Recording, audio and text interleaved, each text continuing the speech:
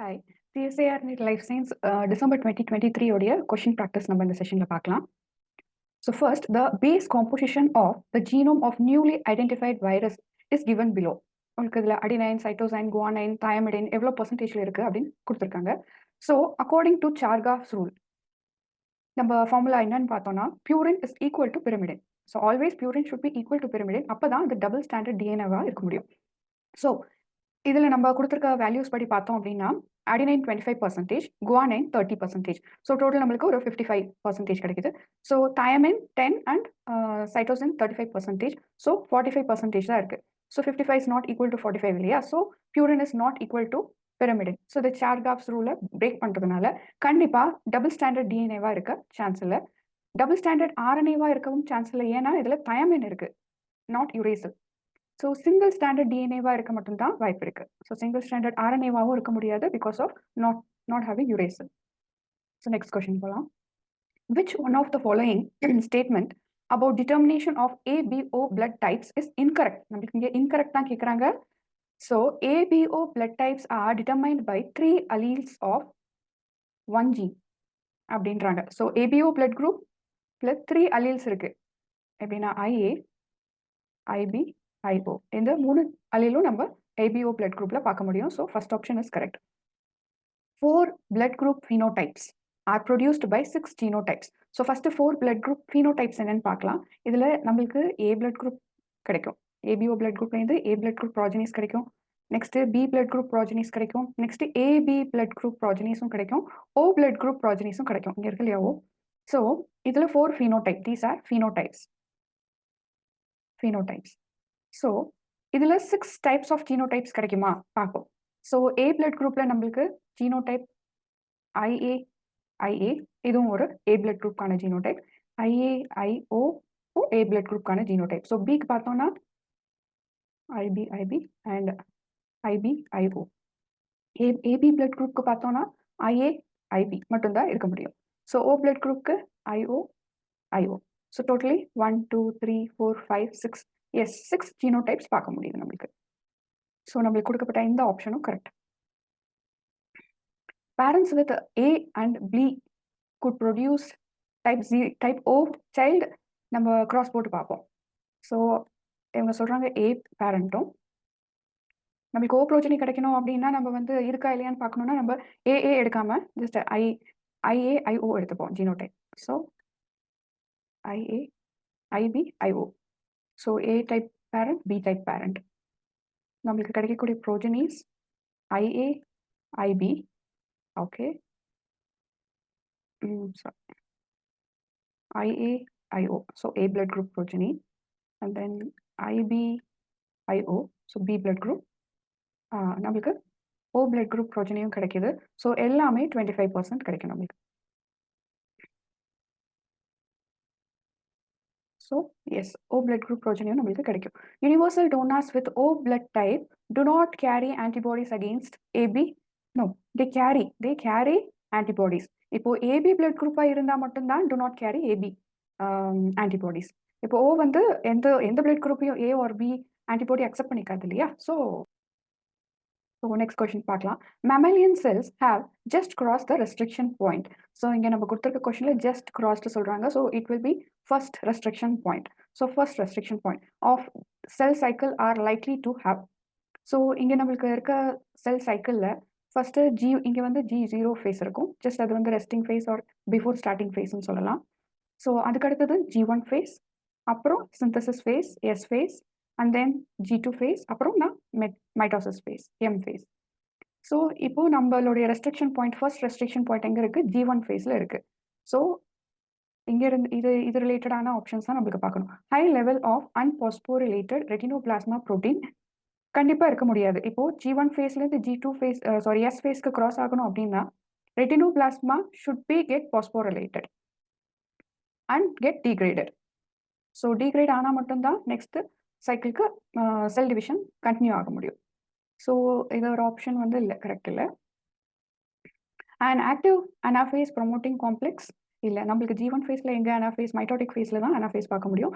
Low level of mitotic cycle B கண்டிப்பாக பார்க்க முடியும். ஏன்னா இங்கே உங்களுக்கு பார்த்தீங்கன்னா G1 ஃபேஸில் சைக்ளின் B சைக்ளின் பி உடைய ரேடியேஷன் எங்கேயும் பார்க்க முடியல நமக்கு G1 ஃபேஸில். So low level of mitotic cyclin B தான் கரெக்ட் ஆன்சர்.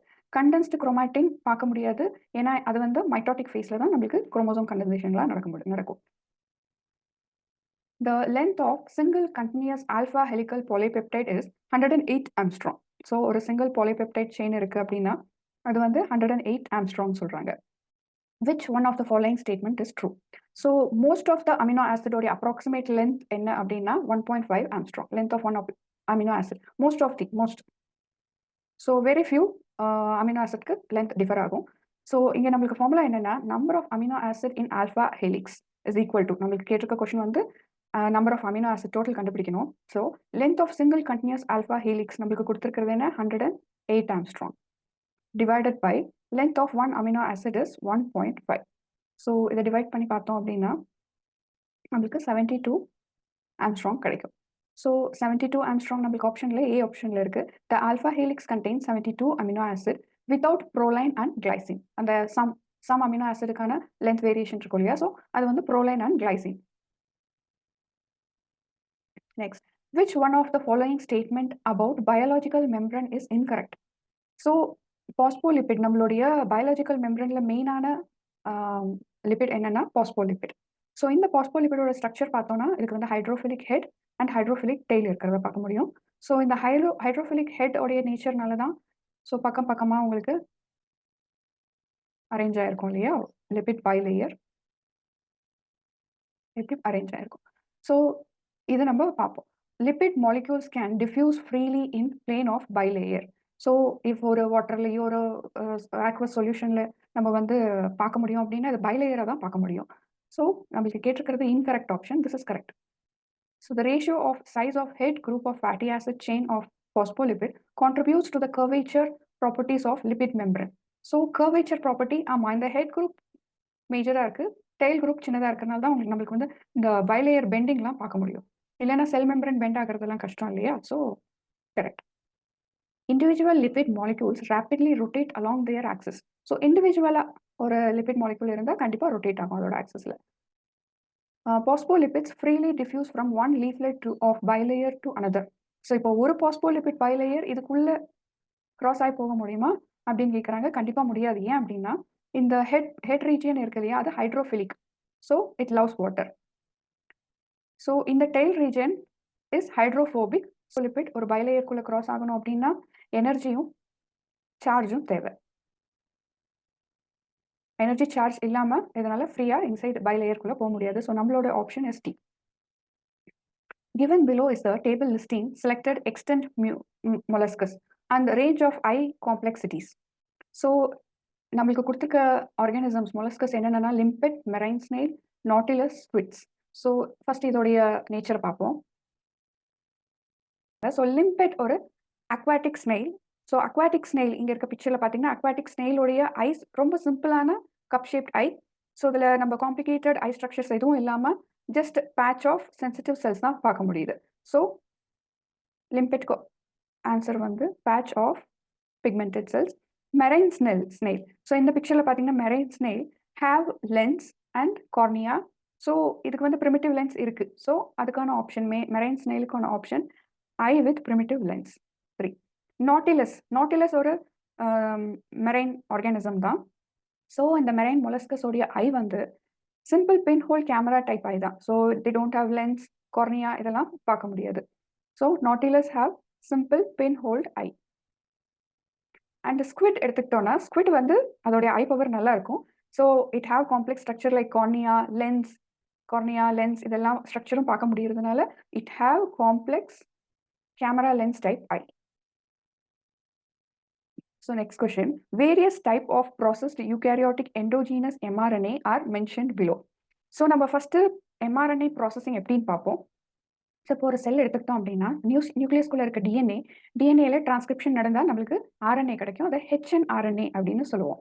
ஸோ இந்த HNRNA வந்து எக்ஸான்ஸ் அண்ட் இன்ட்ரான்ஸோட காம்பினேஷனோட இருக்கும். ஸோ இதில் தேவையில்லாத, அதாவது அந்த mRNAக்கு தேவையில்லாத இன்ட்ரான்ஸை நீக்கிட்டு கிடைக்கக்கூடியது தான் ஸ்ப்ளைசிங் மூலியமாக கிடைக்கக்கூடியது தான் mRNA. ஸோ mRNA நியூக்ளியஸ்லேருந்து வெளியே வரணும் அப்படின்னா சைட்டோபிளாஸ்மிக்குள்ளே இருக்கிற அந்த ஆசிட்ஸ் எல்லாம் வந்து mRNAவோட எட்ஜை வந்து டேமேஜ் பண்ணாமல் இருக்கணும் அப்படின்னா it should have cap and mRNA with polyadenylated டெய்லோட தான் வெளியே வரும். ஸோ இதை வச்சு தான் நம்மளுக்கு கொஷின் கேட்குறாங்க. அன்ஸ்பிளைஸ்ட் அண்ட் பாலிஅடினைலேட்டட் mRNA-வா கிடைக்குமா? இல்லை.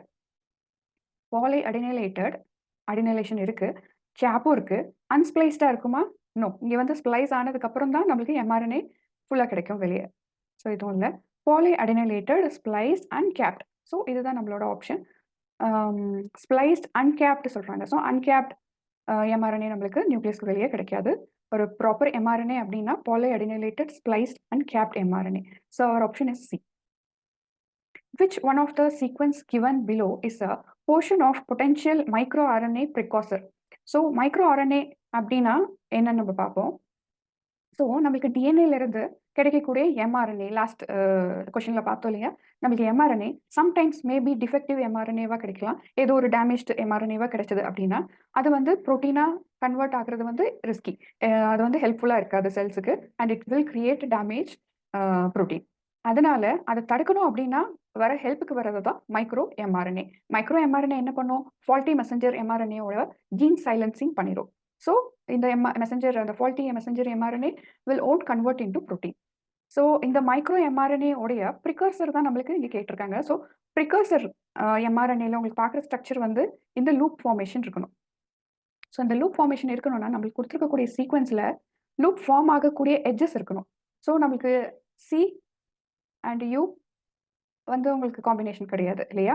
C won't compare with U. C pair with C, cytosine. So T, thiamine won't pair with cytosine. Thiamine have to pair with A. So இந்த ஆப்ஷனை நம்ம omit பண்ணிடலாம்.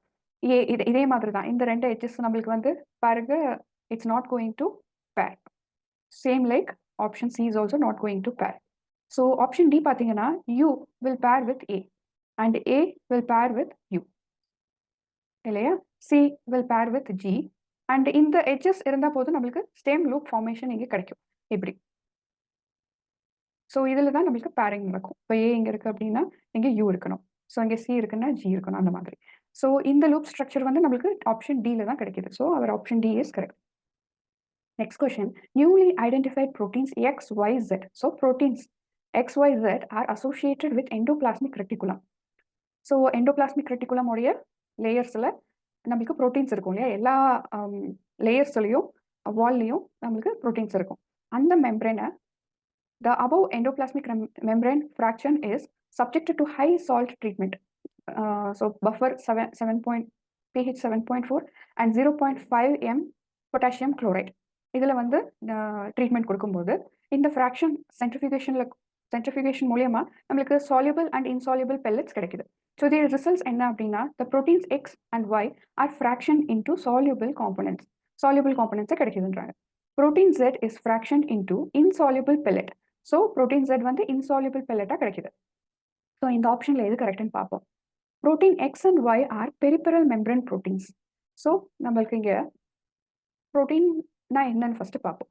ஸோ நம்மளுக்கு ரெண்டு டைப் ஆஃப் ப்ரோட்டீன் இருக்குது. இன்டெக்ரல் ப்ரோட்டீன், இது inside lipid bilayer endoplasmic ரெட்டிகுலமோட layer பை லேயரில் இன்சைடு ப்ரோட்டோடாய் போயிருக்கிறது வந்து இன்டெக்ரல் ப்ரோட்டீன்ஸ். ஸோ இதுவும் ஒரு இன்டெக்ரல் ப்ரோட்டீன், இதுவும் இன்டெக்ரல் ப்ரோட்டீன். பட் இதோடைய எட்ஜில் வந்து ஒரு பெரிபரல் ப்ரோட்டீன் அட்டாச் ஆயிருக்கு. So it's not attached deep inside the lipid bilayer. So இந்த போலார் ஹெட்டோடையும் இன்னொரு ப்ரோட்டீனோடைய எட்ஜ்லையும் கனெக்ட் ஆயிருக்கு. பட் இதே இன்னொரு பெரிபரல் ப்ரோட்டீன் வந்து it has connected to inside lipid by layer.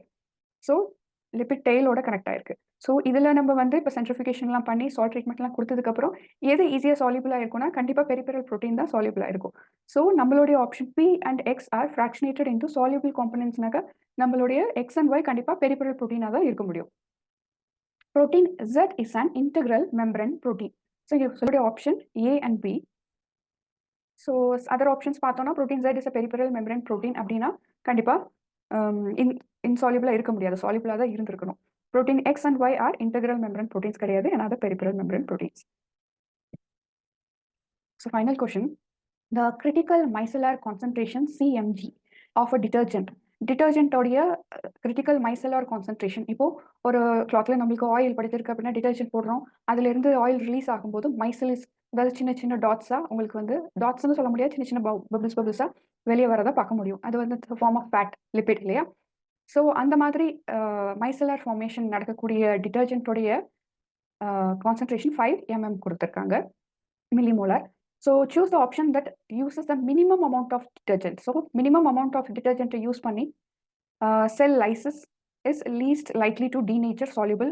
So cell lysis ஆகிறதுக்கு least detergent உடைய amount எவ்வளோ இருக்கணும் அப்படின்னா critical micellar concentration எவ்வளோ இருக்கணும் அப்படின்னா 5 mm விட கொஞ்சம் ஜாஸ்தி இருந்தால் போதும். So it is 6 mm. So our option is C. Thank you and subscribe and share the knowledge of life science.